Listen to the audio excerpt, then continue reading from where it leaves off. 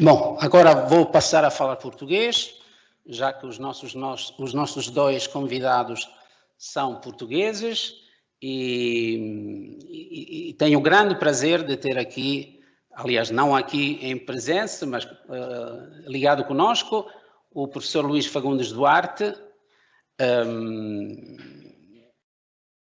que conheço há muito tempo, não vou dizer há quanto tempo para não nos envergonharmos,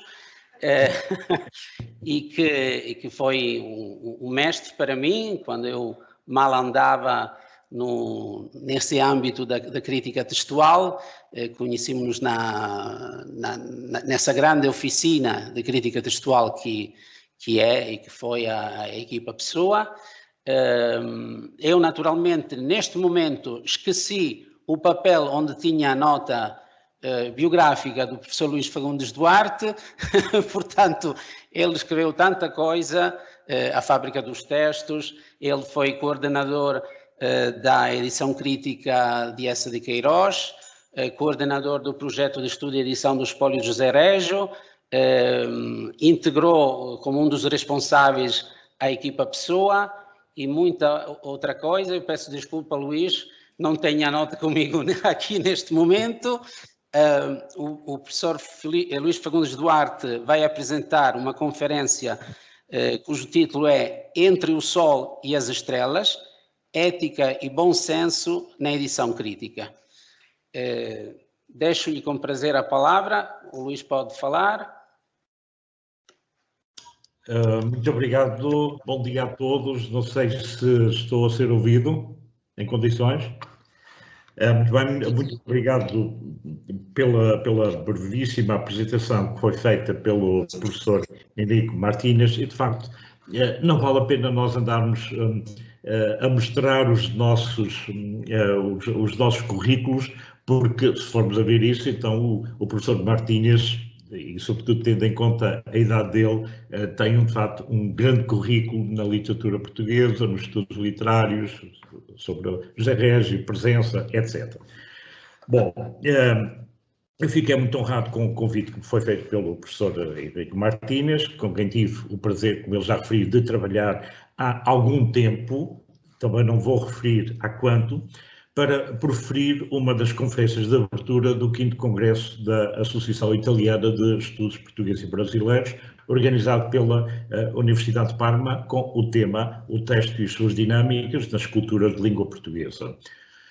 Infelizmente, e como medida de precaução perante a atual situação pandémica e a minha condição pessoal, optei por participar à distância, com as limitações que isso impõe ao muito necessário contato direto entre as pessoas.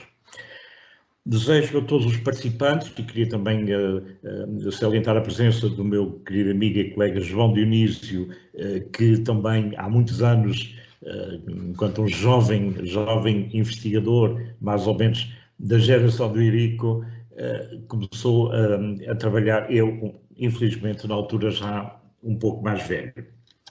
Quero agradecer à Comissão Científica, à Comissão Organizadora em particular, desejar o maior êxito para este Congresso.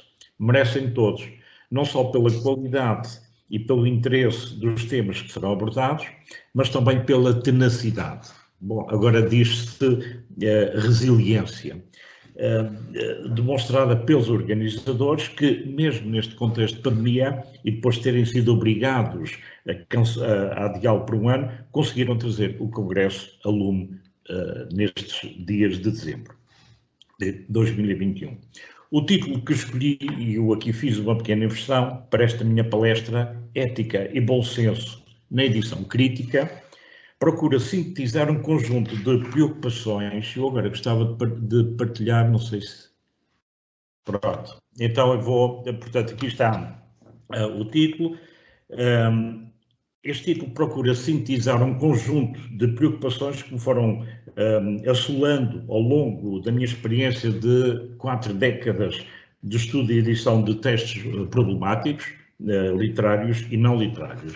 Ao mesmo tempo, procuro homenagear os meus colegas editores que têm vindo a publicar textos que integram o corpus da literatura de língua portuguesa e que tentaram resolver com os conhecimentos que detinham, com os meios de que dispunham e à luz do pensamento e das preocupações da época em que viveram, os pequenos e grandes problemas que se impõem a quem faz este tipo de trabalho. Por outro lado, o subtítulo, Entre o Sol e as Estrelas, constitui uma alegoria de autorrepresentação de que os editores gostam de dar conta quando comparam o seu trabalho com os dos seus concorrentes ou antecessores, garantindo que, agora é que é, os textos de que se ocuparam ganharam finalmente a sua forma ne varietur, a qual está para as edições alheias ou anteriores, que geralmente consideram imperfeitas ou mesmo erradas, tal como o Sol está para as restantes estrelas, esconde-as. Fui buscar esta alegoria de autorrepresentação a Manuel de Faria e Sousa, um homem de final do século XVI, metade do século XVII, um dos primeiros e muito polémico editores formalmente críticos da poesia de Camões e, nessa atualidade, um dos pioneiros em Portugal para o bom e para o mau, daquilo a que hoje chamamos crítica textual. Devotado estudioso da poesia e da pessoa de Camões, Faria e Sousa afirma ter confrontado todos os impressos e cópias manuscritas que circulavam como poesias de ou atribuídas a Camões, que apenas publicou 3 poemas em vida para além dos Lusíadas, e ter escolhido de entre as lições variantes aquelas que lhe pareciam as melhores, ignorando as que considerava más, e inventariou e comentou testemunhos documentais, bem como textos e fontes de referências intertextuais, constituindo assim aquele que ainda hoje se pode considerar como o corpus fundamental da poesia lírica de Camões. Do seu trabalho deixou-nos um juízo naturalmente favorável. Escreveu em espanhol, em castelhano, na altura ele escreveu sempre em castelhano, eu fiz uma tradução, porque era um castelhano do século XVI, não era muito fácil de entender. O maior serviço, diz ele, que posso prestar aos interessados é dar-lhes estas obras, não só as impressas, aumentadas em quase outro tanto, resgatando-as de manuscritos em que se encontravam perdidas, mas também porque limpei umas e outras dos erros com que andavam escurecidas. De modo que, entre esta cópia que agora ofereço e aquelas que até aqui foram feitas, há uma diferença tão grande como a que existe entre o Sol e as estrelas. Ao mesmo tempo, foi muito crítico do trabalho dos outros editores de Camões, como se pode ver pelo juízo que nos deixou acerca de um outro editor dos Lusíadas, o padre Manuel Correia, seu Coelho. Embora este homem, diz ele, fosse considerado muito douto, eu, ao ver os seus comentários, não duvidei nem de que o seria em outras matérias, nem de que era ignorante nesta. Eu, que de uma e outra coisa me achava melhor informado, ainda que muito menos do que seria conveniente, enchi-me de cólera e comecei a tomar algumas notas para os comentar, sem me preocupar em publicá-las, mas tão só para mostrar às pessoas com quem me relacionava quão longe andara o Correia de entender aquela máquina. Porém, ele terá cometido o mesmo tipo de erros na medida em que a autoria de algumas das peças que integrou no cânone camoniano, bem como a sua própria personalidade, os seus critérios de escolha entre as variantes e o seu método de trabalho foram, posteriormente, postos em causa, como se pode verificar a título de exemplo, naquilo que dele e da sua edição dos Lusíadas disse um outro editor, o Morgado de Mateus. Acusarei todos perante o público do atentado escandaloso de terem alterado e corrompido o texto original das primeiras edições, impressas debaixo dos olhos de Camões e publicadas com a sua autorização. E isto sem alegarem um só fundamento sólido, nem plausível.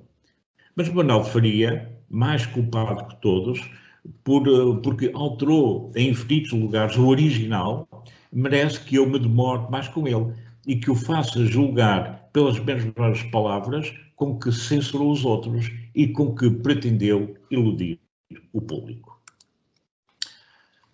Os erros a que Faria e Sousa se referia e que diz ter eliminado na sua edição são, afinal, aqueles que qualquer editor crítico, de então ou de hoje, detecta nas tradições textuais. com ou sem original conhecido, e que resultam do facto de editores anteriores, sejam eles, conforme as épocas e os usos, copistas, comentadores ou editores, terem introduzido alterações ao texto, muitas vezes por engano ou distração, mas também, frequentemente, com o objetivo de o melhorar, ou então porque não souberam fazer melhor ou eram mesmo incompetentes. Ou seja, e só pelos exemplos que aqui invoco, Faria Sousa critica agremente a edição dos Lusíadas de Manuel Correia, mas a sua própria edição é, por sua vez, agremente criticada por outros comentadores, com especial realce, como vimos para o Morgado Mateus, numa sucessão de equívocos que bem pode ilustrar a história da crítica textual portuguesa, mas não só, e que, no caso de Camões, ainda não se encontra cabalmente esclarecida. E se assim se passa em 4 séculos de tradição editorial de Camões, o mesmo vai acontecendo com os quase 100 anos que já levamos de edições polémicas de Eça de Queiroz e com os 80 que já temos de Pessoa. Mas é necessário que distingamos as coisas. No caso de Camões, estamos perante uma situação de tradição editorial póstuma, de que se não conhecem quaisquer testemunhos autógrafos. E mesmo no caso dos Lusíadas e dos 3 poemas líricos impressos em vida do poeta, não sabemos qual terá sido o grau de intervenção do autor nos respectivos impressos, não se sabendo assim a quem imputar os erros ou supostos erros que neles foram posteriormente identificados. Porém, nos casos de Eça de Queiroz e de Pessoa, temos edições póstumas que, em certos casos, originaram tradições, feitas a partir de testemunhos autógrafos, que se encontram disponíveis, devendo-se as variantes entre edições exclusivamente aos respectivos editores. Em ambas as situações, o editor sente-se por vezes levado a conjecturar correções para lugares onde lhe parece existirem erros, quer de tradição, quer do autor. E é neste processo que entram as questões de ética, a requererem uma boa dose de bom senso, para que, utilizando a velha metáfora da emenda, que é melhor que o soneto, que aqui de resto vem muito a propósito, não introduza o editor no texto erros onde eles não existem. As edições póstumas de Eça de Queiroz fornecem-nos abundantes exemplos de intervenções editoriais abusivas que tanto se devem a erros de leitura dos manuscritos autógrafos como a decisões de melhorar o texto deixado inacabado pelo autor, ou ainda de censurar expressões do autor consideradas pelo editor como menos próprias aos bons costumes e ao olhar do leitor. Isto passou-se, sobretudo, com as edições preparadas pelo filho do escritor, José Maria de Eça de Queiroz, e, de um modo particular, as dos romances A Capital e O Conde de Abranhos. E muitos anos mais tarde, com o rocambolesco processo de 3 edições quase simultâneas e concorrentes entre si, mas profundamente divergentes e todas pejadas de erros de leitura, do manuscrito autógrafo de um suposto romance a que deram o título de A Tragédia da Rua das Flores, que na verdade será uma primeira versão do que viria a ser Os Maias, preparadas por João Medina, Mascarenhas Barreto e Eduardo Borges Nunes entre 1980 e 1981. Comecemos por A Capital. Costículo do autor é A Capital, Começos de uma Carreira, em que essa trabalhou durante vários anos, sem, no entanto, a ter terminado, e que foi publicada em 1925 com cerca de 15.000 alterações estruturais, ideológicas, estilísticas, lexicais, gramaticais, de pontuação, etc., a começar pelo título que foi reduzido para A Capital, com o objetivo de tornar o texto legível e digno da obra publicada de seu autor. Uma das alterações estruturais feitas pelo editor foi a eliminação de uma personagem chamada Cristininha, uma jovem rural que ficara incompleta no manuscrito autógrafo, sendo, porém, as suas falas e ações, que são importantes na economia da narrativa, transferidas para uma velha tia, a tia Sabina, provocando assim uma previsível cascata de alterações textuais. Dou aqui um exemplo. Na coluna da esquerda temos o texto do manuscrito, na coluna da direita temos o texto correspondente na edição de 1925. O que está marcado a amarelo são alterações feitas pelo editor, incluindo tudo isto que foi eliminado. Porquê? Porque a Cristinina, que era uma jovem de 20 anos, foi substituída por uma velha senhora chamada Sabina, que era a tia. E, portanto, tudo aquilo que tinha a ver com as características físicas da jovem, com a maneira de andar, com a maneira de falar, com a maneira de vestir, etc., foi eliminado ou adaptado a uma senhora de idade. Ainda hoje em dia circula no mercado, apesar de haver uma edição crítica, circula no mercado um conjunto de edições baseadas nesta edição falsificada. Um outro exemplo vem do Conde de Abranhos, que é um manuscrito a lápis e sem título, abandonado por essa numa fase ainda muito primitiva do seu processo genético, e que o editor de 1925 entendeu publicar, para o que lhe acrescentou texto da sua lavra, transplantou elementos textuais, reescreveu passagens inteiras, corrigiu a pontuação e os nomes das personagens, redistribuiu as maiúsculas, amaneirou a estrutura morfossintática e substituiu, eliminou, acrescentou elementos narrativos, coroando a sua intervenção com um final construído a partir de diversas passagens deslocadas do seu lugar original e que foram cimentadas com frases suas e com a posição do título O Conde de Abranhos, notas biográficas por Z. Zagallo. Feitas as contas, teremos cerca de 6.000 alterações das mais variadas dimensões, introduzidas pelo editor num texto que no original, ficou incompleto, terá cerca de 53.000 palavras. Este exemplo aqui é claro. Quando no original temos esta frase, este trabalho onde eu pus o que na minha alma existe melhor, na edição passou a ser este trabalho no qual consignei a primeira fase da carreira admirável do Conde de Abranhos, essa ascensão vertiginosa às culminâncias do poder de modesto filho de Penafiel a ministro ilustre e onde deixei o que na minha alma existe de melhor. Entre os muitos tipos de alterações introduzidas pelo editor nesta obra, salientarei aqui dois. O primeiro, que já vimos, que designarei por ampliação do texto, consiste num acrescento de texto pelo editor para melhorar o original. O segundo tipo é estrutural e resulta da necessidade que o editor teve de conferir à narrativa um final que não existe no manuscrito.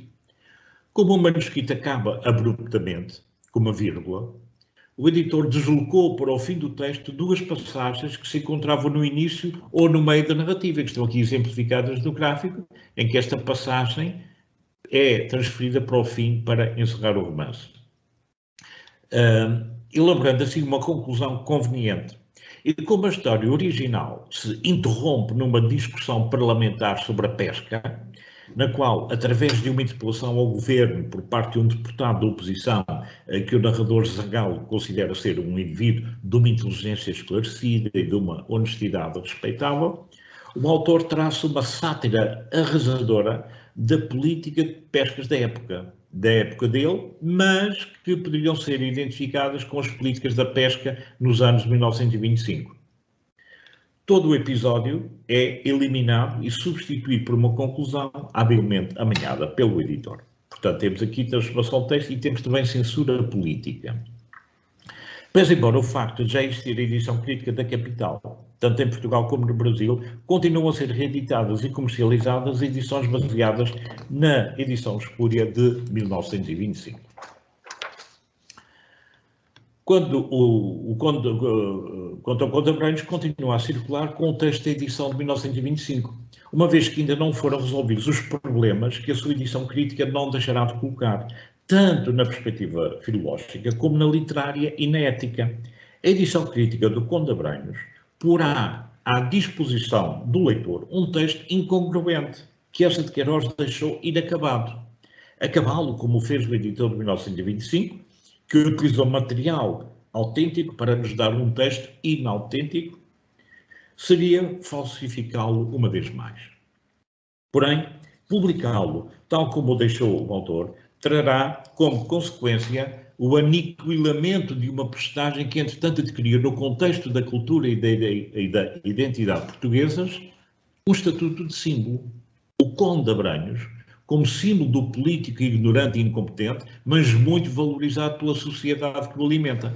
Este será, creio eu, o caso mais complicado de resolver no contexto da crítica textual aplicada a toda a literatura de língua portuguesa, na medida em que, para além dos problemas de cariz filológico que suscita, nos faz entrar no domínio da ética, que nem mesmo o melhor dos bons sensos a resolverá a contento.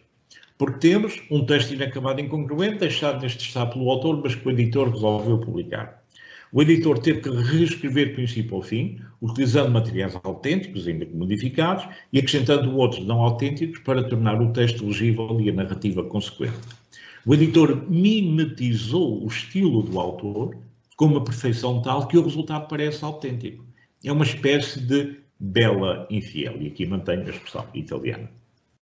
Esta edição de contrafação dá origem a uma tradição editorial que é, até hoje, a única deste romance. As edições em todas as outras línguas, incluindo o italiano, são baseadas nesta edição. Falei aqui das fortunas editoriais póstumas de Luís de Camões e de Eça de Queiroz. E fiz uma referência de passagem à de Fernando Pessoa. Dei exemplos dos dois primeiros, mas irei ignorar por agora os terceiros. E não porque não haja matéria a discutir numa perspectiva de ética editorial, tal como há na perspectiva da filologia, mas porque se trata de um processo ainda em pleno curso e que envolve pessoas que continuam a fornecer novos textos e novas leituras de textos já conhecidos. E isto com uma frequência que se não compadece com a lentidão e a reflexão requeridas pelos trabalhos de crítica textual sobre os muitos milhares de papéis autógrafos deixados por Pessoa. De onde resulta que vão sendo muitos e muito diferentes os Fernandos Pessoa, os Álvaros de Campos, os Ricardos Reis, os Bernardos Soares, que vários editores, incluindo eu próprio, um pouco por todo o lado e voltados para os mais diversos públicos, nos vão fornecendo. Muitos destes trabalhos são verdadeiros sóis que obnubilam as restantes estrelas, mas raramente coincidem. Nessas edições não temos, por exemplo, a poesia de Álvaro de Campos segundo Fernando Pessoa, mas antes a poesia de Álvaro de Campos segundo o editor A, o editor B, o editor C. Editores que, apesar de partirem dos mesmos materiais, tal como aconteceu com o editor 1925 e o editor crítico, no caso da Capital ou do Conde Abranhos, ou, no caso da tragédia da Rua das Flores, os três editores de 1980 e 81, nos dão textos que são intrinsecamente diferentes. E são não porque os próprios textos, na sua generalidade, assim o exijam, mas porque a subjetividade e as circunstâncias de cada editor assim o impuseram. E, no entanto, onde para o autor? Nos seus papéis, direi eu. Tenham eles a perfeição ou as nódoas que tiverem, desde que sejam deles. E, sobretudo, que mãos profanas os não adornem com efeitos indesejados. Foi mais ou menos isso que sentia um grande poeta português contemporâneo de Camões, António Ferreira, que, falando com o seu próprio livro, como se vê neste soneto que está aqui a ser mostrado, e o seu livro só viria a ser publicado 30 anos depois da sua morte pelo filho, e aqui, como aconteceu com a Capital e o Conde Abranhos desta de Queiroz, também foram publicados 25 anos depois da morte dele pelo filho, mas digamos que há aqui qualidades diferentes nos filhos. Uma coisa foi o filho de António Ferreira, que, segundo parece, foi extremamente fiel e valorizou muito a obra do pai. Não aconteceu o mesmo com o filho de Eça de Queiroz. Portanto, António Ferreira equaciona neste poema a problemática dos textos deixados inéditos pelo autor. Por um lado, porque o autor sente que eles ainda não estão devidamente amadurecidos. O sujeito ama o seguro silêncio, foge por mãos profundas, deixa ir cumprindo primeiros de atividade, portanto, deixa o tempo passar, ou até mesmo determinados. Por outro, que é preferível que um texto fique na reserva da intimidade do autor, e ele aqui fala no escuro, a ser mal interpretado e maltratado pelos editores ou pelos seus leitores. E, em suma, que é o tempo que valorizará ou não os livros que se escrevem e se publicam. Termino com um fragmento de um ensaio magnífico de George Orwell, com o título Entrevista Imaginária com Jonathan Swift, no qual o autor das Viagens de Gulliver exprime ao seu entrevistador, que é igualmente leitor crítico, os seus mais profundos sentimentos relativamente aos editores das suas obras e, na verdade, aos leitores delas. Diz Swift: aconselho a ter cuidado com todas as edições modernas, mesmo as das viagens. Duvido que haja escritor que tenha sofrido mais do que eu às mãos de editores desonestos. Raios partam. Tive a particular desventura de ter sido editado por clérigos que me consideravam uma vergonha para o seu ofício. Andaram às voltas com os meus escritos sem perceberem nada do assunto. Muito antes de o Dr. Bowler ter nascido ou sido sequer planeado. Já agora, o Dr. Bowler foi um famoso editor de obras de outros autores que fez péssimas edições, alterou os textos, etc. Orwell responde: é que o Dr. Swift pô-los em dificuldade. Eles sabem que o senhor é o nosso maior prosador, só que usava palavras e abordava assuntos que eles não podiam aprovar. De certa forma, eu próprio não aprovo. E aqui poderíamos voltar ao início da minha intervenção, nesta espécie de parafuso sem fim, que é a história da crítica textual e das relações entre os autores e os editores, entre os editores e os outros editores, e entre uns e outros e os leitores de todos eles. Pelo meio ficam os textos e a ética. Muito obrigado. Espero que tenha conseguido passar as imagens com alguma capacidade de leitura.